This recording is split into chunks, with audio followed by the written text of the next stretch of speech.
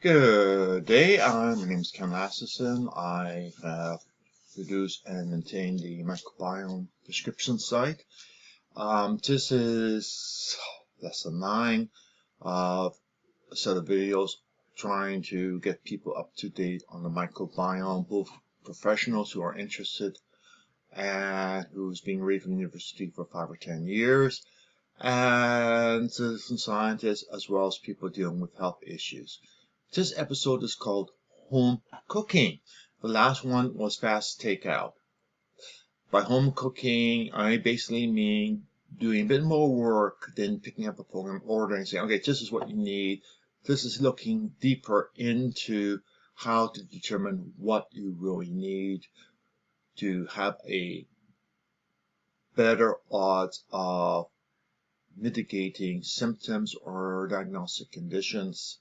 Or slowing things. For example, Alzheimer's, want to do something which perhaps will increase or decrease the speed of developing Alzheimer's or Parkinson's, all of which are known to be microbiome associated. So,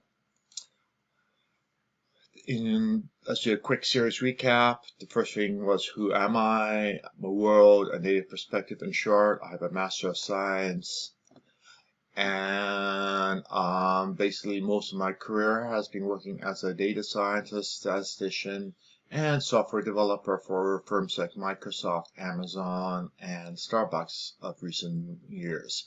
I got into the microbiome because I suffered from a condition which is generally for me was stress associated, which turns out to be a microbiome dysfunction, which the stress changes the microbiome sufficiently that it cascaded over into chronic fatigue syndrome.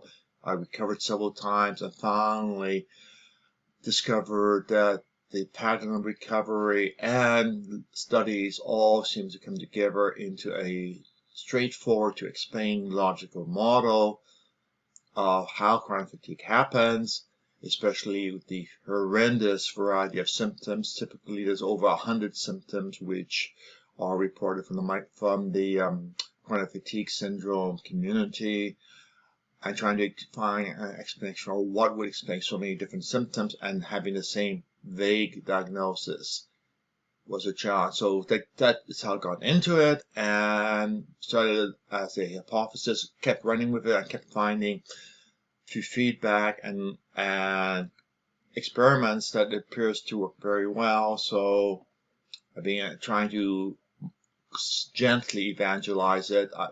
It has a higher probability of improving.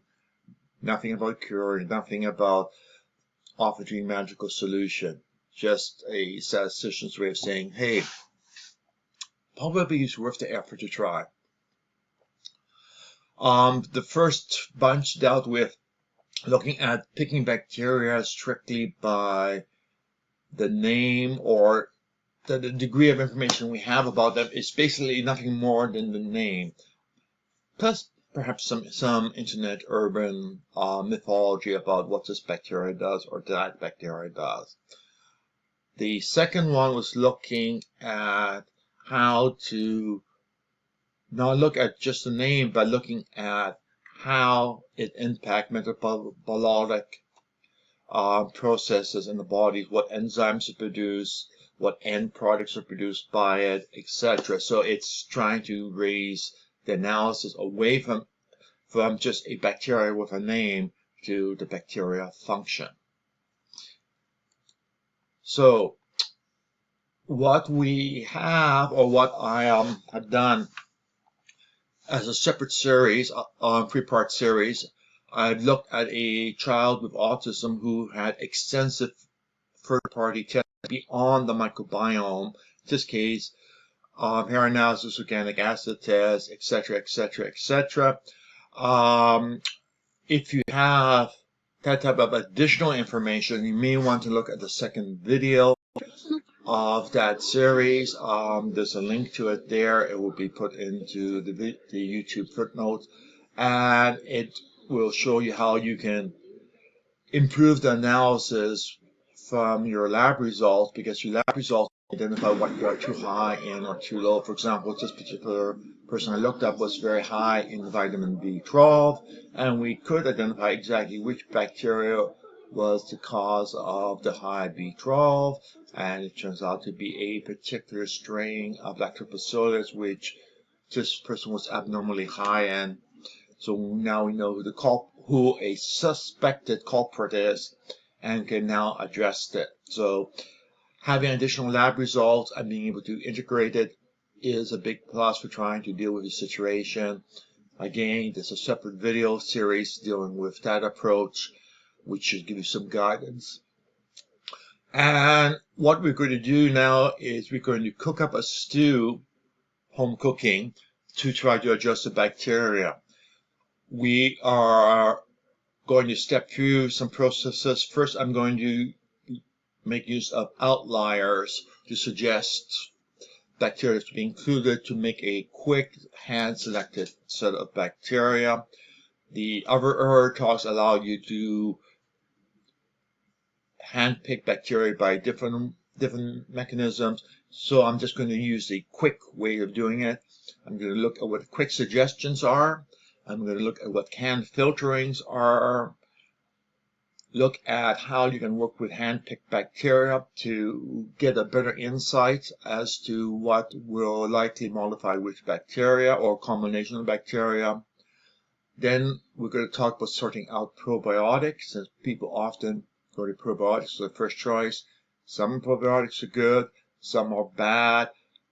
Unfortunately, some can be very bad for certain people with certain microbiome, because basically it just pushes people in the wrong direction. For example, the best example I know is Lactobacillus probiotics. If you are suffering from high lactic acid or lactic acid acidosis, which typically causes brain fog and other neurological conditions, taking a lactic acid producing probiotic ain't what you really want to do. Similarly, if you're having problems with mast cell and histamine, there are histamine producing probiotics. Again, bad choices. So the purpose of it is trying to help you dispel the myth that all probiotics are good. They are not. Some can be very harmful. Some can cause severe reaction. In some cases, probiotics have actually caused death. So we will go in and take a look at that. And then last part would be picking a path forward, my suggestions of how you do it and the mechanism of doing it. I cannot tell you the path. I can tell you how to find a path across the mountains. Then it's up to you to go and do the exploring. So the suggestions of what you should do or don't do, things you should avoid, all comes from basically Pubmed studies, probably 95, 98%. To me, it's a gold standard for having reasonably accurate information. Typically, Pubmed studies are done from somebody trying something, and they compare the average from a control group, healthy individuals, and the targeted group, people with a diagnosis, or in some cases a group before they try something, if it's a whole healthy group, and what the result after it.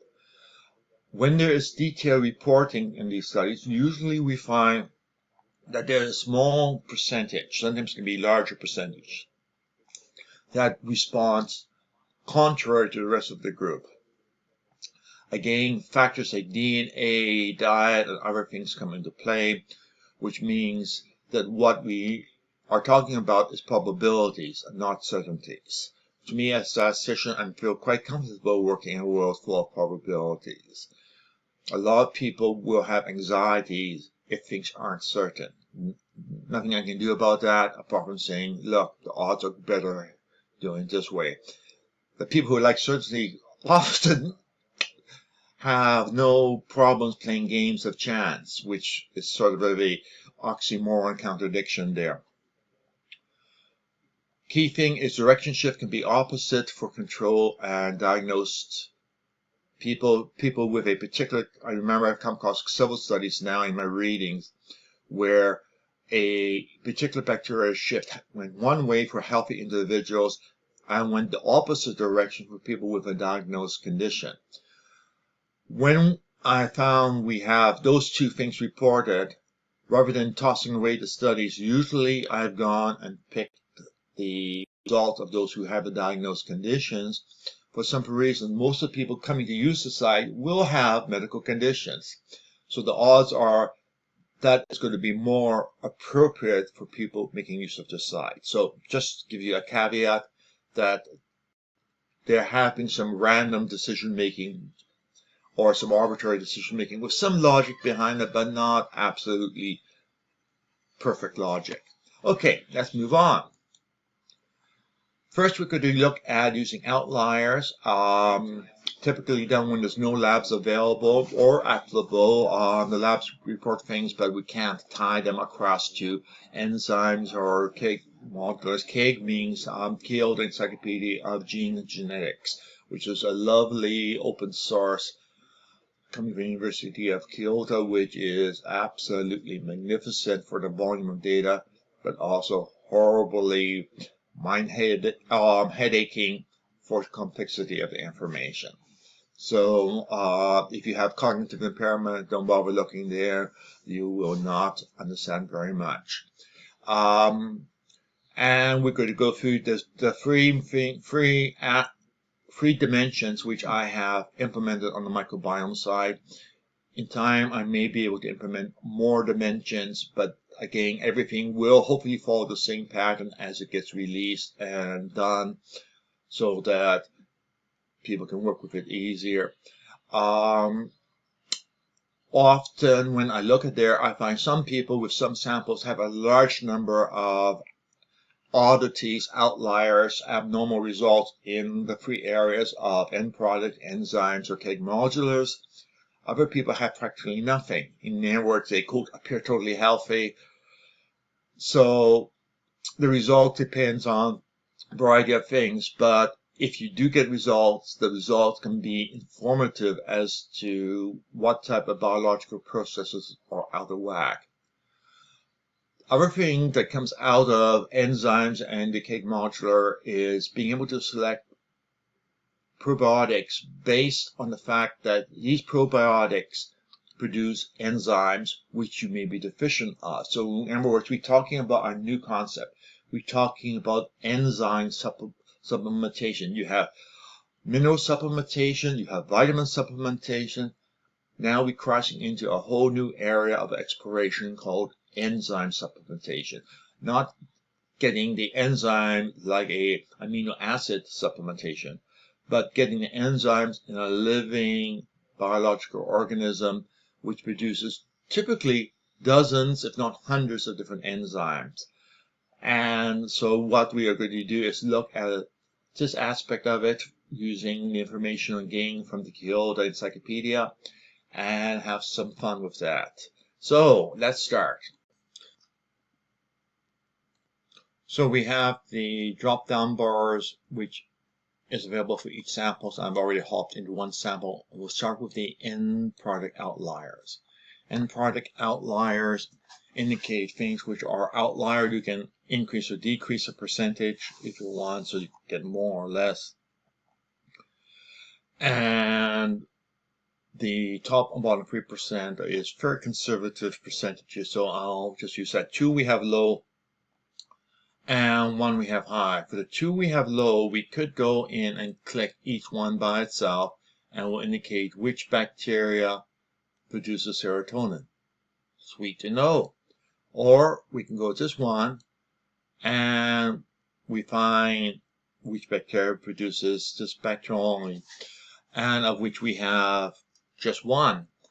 But to make your life easier is for all the end products together, you could just go and click here and it will get everything added to you in a single list. Makes life nice and easy. So what I'm going to do is I'm going to close the other tabs and take a look.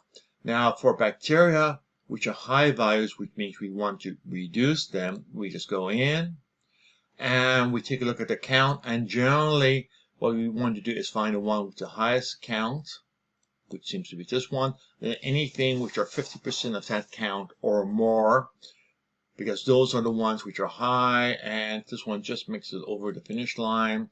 So we have those 3 bacteria selected, and we want this information to be done at the species level. So we have the most precise, detailed selection of bacteria. We don't want to do it at the genus level if we can avoid it, because then we are, instead of using a 22 to shoot a gopher, we're using a shotgun to blast the whole area. And the shotgun blast is probably going to catch other things in the damage rather than a 22 caliber bullet being very precise. So we just go up to the top there, and it will be down there. And when we go over to handpick bacteria and view it, we'll see what we have added sitting there.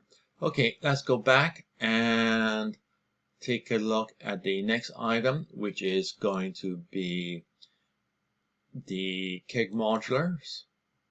And again, we have 3 things. We have everything being low value. If we had high values, we could go and do the same thing here. For low values, we could perhaps go in and explore around. We see that there's only 2 things there.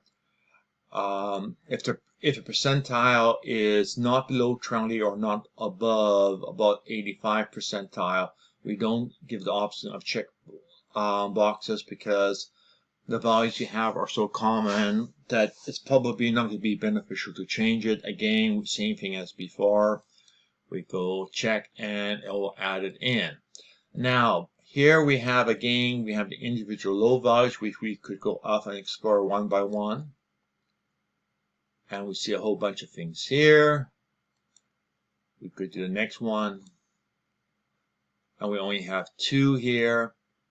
And as a FYI, these names are the names which are available in some probiotic. They may be unfamiliar names because I have a pretty comprehensive list of probiotics are available around the world, and you need to go up and look up commercial probiotic list to find out which probiotics actually contain them. But as before, we have the lazy option of doing aggregate results. And again, we can sort it. We have the 3 items here. Some of these things occur for 2. There's a good chance that one of them may have absolutely no probiotics, which produces the same keg module components. So there you can go back and try finding which, if there is one, but if you can't, then you have the list here. So that takes us through the keg modulars. We're going to go on and do the enzymes. Enzymes, again, nothing but low values. And again, I'm going to do the aggregate. And the aggregate comes, again, we can click here to sort them in order, and we find there are 5 specific probiotics that produces all 3 of the enzymes, which is an ideal situation. If we can get a 1-for-1 match, we know that we can do any one of them. We don't have to do all of them. We only need to do one of them to increase the particular enzyme. It doesn't hurt to do more than one. But these are sort of, you want to find a bacteria which simplifies what you wish to add as much as you can. So here we have those 3 things sitting there. Over here we have 2 entirely different ones, so we don't have an overlap between those. And if you go back and over here we have another one, and the bacillus, we may in fact have an overlap. We do have some overlap. Bacillus, yeah, we have an overlap. So we have between the 3 sets of probiotics, we have some overlap and some which don't overlap. And again, our goal is to have the least number of probiotics selected, because the more you add, the more risk you have, because we are picking the probiotics on one explicit characteristic. Other characteristics may have undesirable side effects. So that takes us through in terms of identifying, using outliers, bacteria we want to reduce, and we have picked some. We have to actually, for health, for demonstration purpose, we also have just in one item which we happen to be low on, and we now have our probiotic lists, and we'll just leave them up for the moment. And let's go back to the PowerPoint. So we have done some hand-picking bacteria, which we're going to make use of later, and we have also identified probiotics, which will hopefully help out the functional processes, the enzymes and other things, and products, which will hopefully help compensate for bacteria shift and produce immediate or short-term relief of some symptoms until the microbiome can adjust. Now, we could hop over to quick suggestions. Quick suggestions was put up there for those who are brain fog, for those who don't want to get into all the technical nitty-gritty of the microbiome. And what we are doing is we're using a particular expert, Jason, who is based in Tasmania, Australia, teaches, he's a naturopath. He gave permission for me to use his criteria, and he has given ranges for species and other things which he would like, from his clinical experience, over 20 years of clinical experience, seems to be the most significant for the most people. This is general population suggestions, not suggestions specific for a particular condition. So let's hop over and see where it is on the study. So we go across, and 1 second. And here we hop back here, and what we're going to do is we're going to go down here and click on health analysis. And we have a variety of estimators, but what is important is here we have, once we get things done, Jason's suggestions for things which are not ideal or ideal, things which are outside the desirable range. And now we simply go and take a look at it. You may remember, in terms of our probiotics, one of the items we did identify was bifidobacterium, and guess what? It is not ideal. So we have a consensus between our enzyme analysis and Jason's recommendations to do certain things. Against other things such as Akkermansia is not generally available as a probiotic, and the number is actually reasonably close, so it may not have necessarily shown up at a 3% high or 3% low level.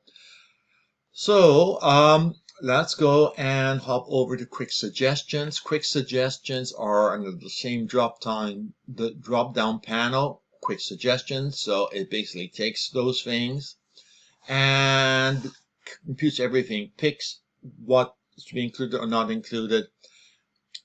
There's a summary of what we are trying to adjust, and this allows you to print off the page and go and make reference, compare one set of recommendations to the other. Recommendation will change, but the items listed there. In this case, let's go down and take a look. We find here soy is an inulin are definite to do. Wheat, again, these are recommendations based on a naive analysis. This person could be gluten sensitive, in case wheat would be a bad choice. Could have an issue with some types of soy, which again could be a bad choice. Cacao, and so forth, barley, etc. A particular probiotic is there, and I believe we saw the same probiotic. These two actually probiotics already showed up in our earlier microbiome list, and let's see if we can find that one.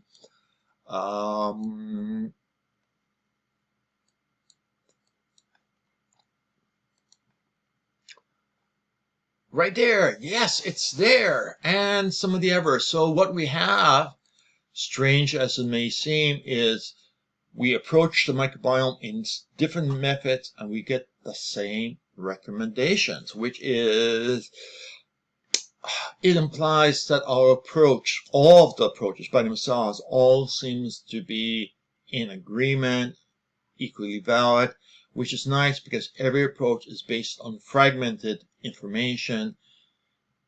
But if we put all of them together, we get a better estimate of what we'll have. So it's sort of saying, okay, here we're going to try doing 3 different ways, and we get 3 different sets of suggestions, but we have 60% overlaps between them, which is sweet.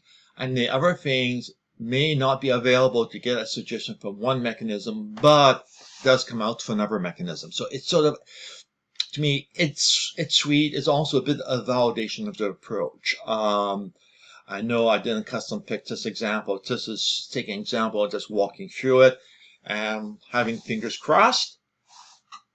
So that's there.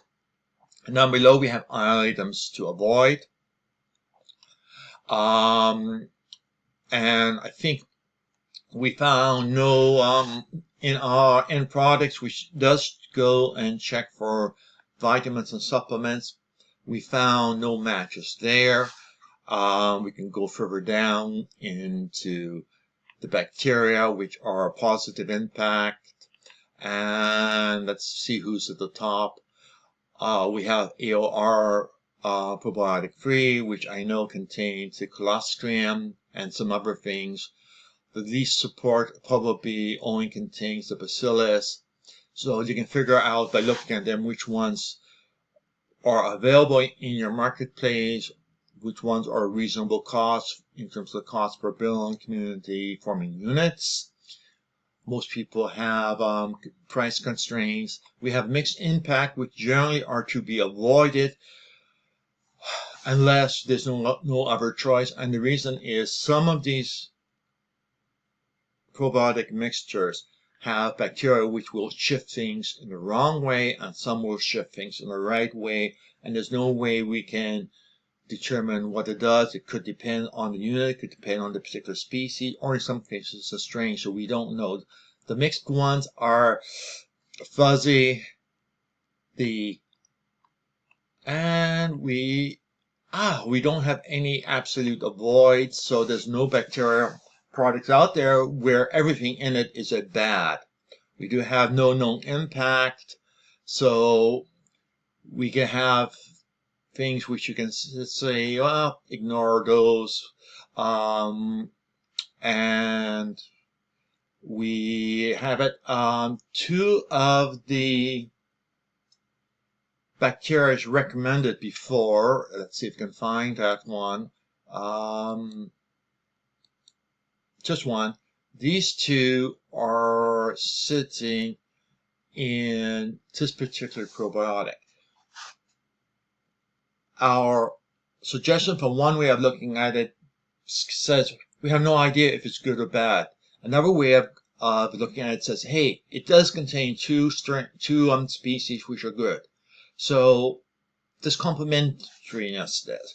So what one may not be able to identify, another way may be able to. And then we go down to flavonoid foods, and then flavonoids and folates is suggested, vitamin D2, etc. So again, all of these are suggestions which should be reviewed by your medical professional. Okay, so that covers the quick suggestions to see your results and to get suggestions coming from it. Now, another way of doing it, which again intended for the brain fog or those who don't have a particularly inclination to do a bunch of learning, we do have some pre-filtering, as in from citizen science, things for the check boxes comes from this site, citizen analysis, data science. Not published anywhere, but the information is on the site. And down below we have other medically reported conditions. I'm going to pick 2 from this list that I know this person has. One is mast cell dysfunction, so I could pick that one. The other one is atypical Crohns, so we could pick both of those samples and see what each one comes out with. So let's hop back to our there. So what we are going to do now is go back here and do advanced suggestions. And advanced suggestions will go with the default. We'll keep with the extreme 3%. And what we could first do is take a look at the mast cell dysfunction. Leave everything with the default values. You can go in and play to your heart's content, filtering and changing. And we'll go to click that and see what comes up with it. And what we find is where we have an overlap, we have 4 bacteria and only 4 bacteria identified. If you take a look at the prior ones, I probably have closed it. I can generate it easily enough by going back to quick suggestions. You notice we have Rosebudia particular species being too low here. So we have agreement, which is sort of interesting because we are filtering all the bacteria, 600-700 by symptom, and we have agreement. Let's see what else. We don't have anything I can spot there. Nope. Remember, his has only had about a dozen bacteria on it. We have far more being considered there. So we do find some interesting overlaps. And then down below, we find items to increase or decrease. Triphthalia, which is an Indian Ayurveda combination of 3 particular herbs and spices. It works very well. We have other things listed there. The order change. I should mention that the number here is a relative ranking only. 1 doesn't mean it's guaranteed. It simply means it's the best odds. Item to decrease is down here. You will occasionally get contradictions. Here we have an interesting one. We saw in a probiotic suggested bacillus, and we have this particular combination of probiotics, which comes from some study which examined a probiotic with those 4 things. It's to be avoided. So we have a contradiction, a light contradiction. Another one we have here, and amaurosis. I don't think we saw that in any of our direct probiotic examination, but one of the things that needs to be done is you need to reconcile everything. And then we have the choices here, mixed impact, things, no known impacts down below, and much longer lists. We have a shorter list of favorite knowledge foods, walnuts and cumin. And again, we have vitamin D showing up again. We have mast cell stabilizer being spelled out in the recommendation, and we are dealing with mast cell issues. So the person knows they have mast cell problems. From the microbiome alone, we identify 2 flavonoids, which we know are mast cell stabilizers, and we have informed them. Now, that's because we're talking about somebody with a mast cell conditions. Let's go over and take a look. Give me a second. I'm going to move over to another window and take a look at commercial probiotics. In this list, I have just about I have a large number of probiotics available around the world. And what I do is I indicate, for example, mast cell, which is a histamine issue. If we know whether or not, from at least one study, whether or not it's a histamine producer or not a histamine producer. So we have that information. We also indicate whether or not there are studies indicating that it may persist. Whether it persists often depends on the strain, and that usually is hard to obtain from commercial retail probiotics. and whether or not it's a lactic or D-lactic acid producer, because if you have brain fog, you usually want to avoid any probiotic that has that, because that will make the brain fog worse. We also have Bacteremia reported, which is that the probiotics has escaped from the gut into the blood system and the person has become horribly sick. Occurs very, very rarely, but just for full disclosure, I've included that information for particular species and strains which have been reported to have that happen. So you can go down and it's a long list, and usually my process is doing Control F on the page and type in, for example, here I'm looking for this particular probiotic. Here I have found one of them here. I can just click through. Here we have number one mirroring reason, which is my preferred one because it's a single strain, also being well documented. And we have a third one here, Pendulum, which I believe is an Australian product. It's a combination. And actually no, it's a French product. It has Akkermansia municipal in it. It's expensive, as in something like $3 or $4 a pill. So it is really expensive. It does have that. It has another rare probiotic species in it, and then the more common ones. So you can find this use very helpful. At least you know what the name of the product is, and finding it is, of course, the problem. Here's one more, one which again contains it. In this case, it doesn't contain it. It was the CLO was part of the name. Okay, so we have, hopping back all the way here right to the top, we have okay, let's hop over back to samples. Actually, I'll do samples over here. Actually, I won't because I don't want to misplace that. So let's go back and let's look at the samples again. Going to our last sample in the list.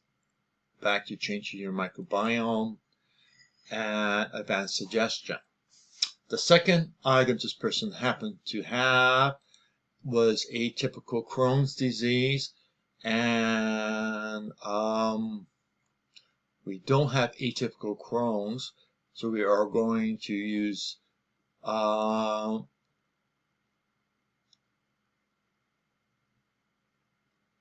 disease right here, and this is based on what is reported from Pubmed studies. So we're going to go and we're going to filter that by things which are reported as high or low in Pubmed studies. So let's see what we'll come up with. And there we have the combination of things here. High, low. If you flip back to there, we find too high here, which is done from the mast cell filtering. That was one of the things which was picked up as being a significant player. And we also find that is a significant player for Crohn's disease. Hopping back again, Pseudobutyria,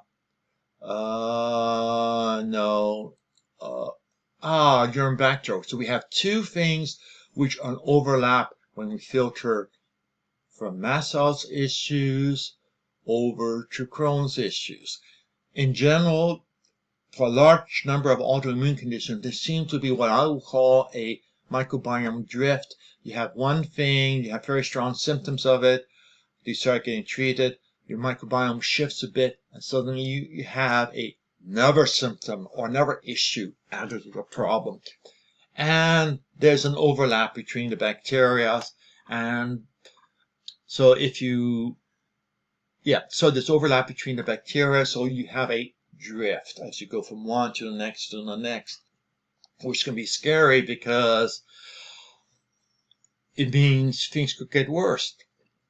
Okay, as before, we have the items to do. Well, Base for somebody with Crohn's is an interesting suggestion. Again, it's a blinkered suggestion, doesn't look at anything else. Wabase is basically Japanese horseradish, which somebody with Crohn's may be very, very upset about that. Licorice, Triphala, which shows up again, which was also on our last list. Variety of things, items to decrease. Some of these items are also on the other list. It could be because these are specific to two of the bacteria which are common between the lists. And then we have positive impacts. And then we have mixed impacts. Favored only foods, curcumin and flaxseed. Curcumin is what is in turmeric. And then we have down below, we have two mast cell stabilizers showing up on the list below. Again, both of them could be coming out because we have the same shared bacteria. Okay, so let's return back to our PowerPoint. We have now done canned filtering. So we now go on and let's take a look at hand-picked bacteria. We've picked 3 and only 3 bacteria. We could go and select more, and the 3 bacteria we picked were from outliers. So we probably are overly specialized, but let's go in anyways and at least see what the process is. And then we can go back here. So here we have the mast cell stabilizers. So we have another list of suggestions. We have here, which is where we selected. And for this one, I'm going to go over to hand-picked bacteria. And we have a separate link for that one, mainly in order to be able to point to the right set of data. And everything is a species level below, whatever, so we just go to run with the standard things. Fingers crossed that we get anything. And what we do find is we find a relatively short list. We do find some commonality. Licorice and Triphala is on all of them, which means, okay, we have commonality, which is sweet. The bacteria we are working from are just a small set of bacteria, and we now have probiotic mixtures, in which case everything is no impact because we don't have any information about probiotics and those 4 specific species. And that is, so we have a very small amount of information. The more you add into a custom hand-picked selection, the richer the combination is. But for the purposes of this illustration, it shows how if you become very selective, sometimes those outliers will come up with the same suggestions which some of the fatter methods do. So let's go back and try finishing off some of the issues we're talking about. So what we are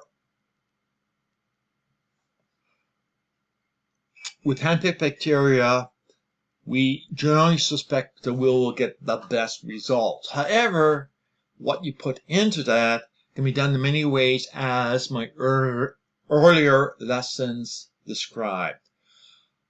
The decision for handpicked is based on specific logic, abnormality of function, which is the only thing we did here. Abnormality of lab result is what I ended up using for the autism review, which is a separate group, which will be linked to in the footnotes. Or ideally at a species level, or by looking at a particular medical condition or citizen science discovery, which is symptom-based, picking up bacteria which seems to be contributors to those particular items. So decision is based on a specific logic. How many of them you apply, how much information you have to be able to apply them, I don't know. But it means that you are far more specific in what bacteria you're going to be focused on, which means you're more likely to hit the target. gotcha with this whole process is that we may run out of data to apply. We're working from available data, which is relatively what would be called gold standards published on Pubmed.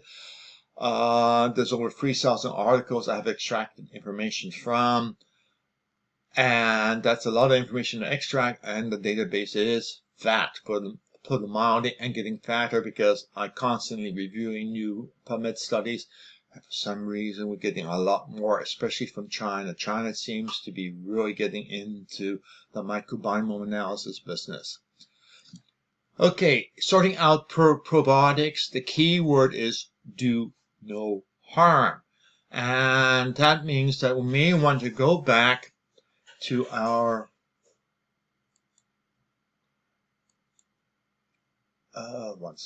go back to our studies here, and if we go over and go back wherever, let's go and make use of that one. I'm going to go back to advanced suggestions, and what I'm going to do is I'm going to remove all the check marks here, except for I'll keep prebiotics and probiotics in there, and that's it. So I'm going to only be looking at those items, and I'm going to increase it to 50 of each. I don't expect 50 to show up, but that's what I'm asking for. And now I'm going to ask for the list. And we have here everything which we are going to change. And we now have the, remember I asked for 50. These are the probiotics from that big list of 50, which I should consider taking. And then down below we have the probiotics I shouldn't be taking. And remember, the list was 50, so we have two big lists. And some cases I've had to be very explicit, because this is a Lactobacillus keferi, which is not kefir. It's different, and go to Pubmed and you'll find that the exact particulars sitting there. I've also included prebiotics, etc. So what you now can do is go back and try sorting out the probiotics. Remember, we have just set of probiotics. We also have, wherever it is, we have just as the probiotics, which is based on enzyme analysis. And now we got to reconcile them, which is why I would suggest printing things off, grabbing the kitchen table, and starting to walk through. It's hard to do the step comparison on screen because you really don't have enough screen space to do it. So what you want to do is go back and do no harm. And what we want to do is, if any of them says don't take it, cross it off the list. You want to have only those which are absolutely positive across the board. If just one says no, put it on the perhaps later list. Keep to what is positive. Now, picking a path forward, we look for consensus. As we saw with almost all the suggestions done very different ways, look at very different bacteria each time. We have Triphala, we had licorice, and then we had other things being common across all of those. Those are consensus items. Those are items you should put at the top of your list. If there are items which are in conflict, then sometime in the future, consider doing them one at a time and see whether or not they make a change for you. Conflicts may mean that some people respond positively and some people respond negatively and some people don't respond. And the only way to resolve that is by doing it as experiment. Make sure you have some objective measure to evaluate it. And that becomes a little bit more complicated trying to figure out how to evaluate. Remember, more than anything, we are dealing with partial information. Labs do not identify all the bacteria down to strains, or in fact, are to generally just go down to species. They don't necessarily identify all of the strains. Often we'll find cases where 30% of a species in a particular genus are not identified. I recently, for the autism child, had over 80% of the bifidobacterium species were not identified. So we had 14,000 bifidobacteria, but we only could identify less than 1,000 specific species. Diet supplements are often measured at genus or family only, which means sometimes you have to do some adjustment in suggestion to go and include parents into your suggestion in order to get reasonable results. So if you flip back here, let me just show you. Humbug. Is right here. If everything you have is at a species level, if you click that, then the genus which it's in information will be included. When you're working at the genus level, you are including far more information into that, and you're not targeting specific species, you're targeting all the species which belong to the same genus. So it's not ideal, but when we run out of information, that's how we deal with it. We simply say, okay, let's take a broader filtering of the information. So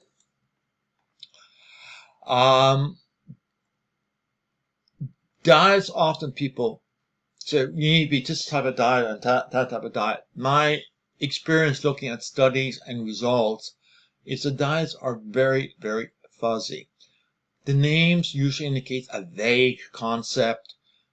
The actual food being eaten varies from one person to the next, one particular type of diet in one country to the next. And the result is this fuzziness, this uncertainty as to exactly what is causing it. Is this result because people in this country happens to eat a lot of soy, and thereby that is actually the reason the improvement happened, and it was actually soy and not the diet style that's causing the thing. So it is fuzzy diet. I tend not to like. I have included information from them, just not crazy about them. I thought I should give people a warning saying, take care with diets, please. Okay, so building a recipe is very simple. Do various suggestions. Print out each list of suggestions. Note that now suggestion list of bacteria at the top. I did that because people would message me saying, why do I have different suggestions? Now you can identify why you have different suggestions by just looking at what bacteria were the suggestions based on. Suggestions will change slowly over time as more data gets added to the database, but it should be reasonably stable. Search for what is common on all. Those are the strongest recommendations. Search for items on some, but without a do not take or an avoid. Those should be second line recommendations to incorporate. They are likely helpers. There's no reason not to do them, but keep them as a second step of the recipe. Search for items that are mixed, take and avoid. Those you will have to do individual future experiments on yourself to find out if you react positively or negatively to them. You may never want to go that way. If you get enough improvement without walking that path, good. If not, then it may be that hard mountain path you have to walk. But in doing so, make sure you get some objective measurements. Talking about objective measurements, I'm going to mention one thing, which is what I use, which is a cheap $20 watch from China. Link is on the bottom. I'll put it in the notes.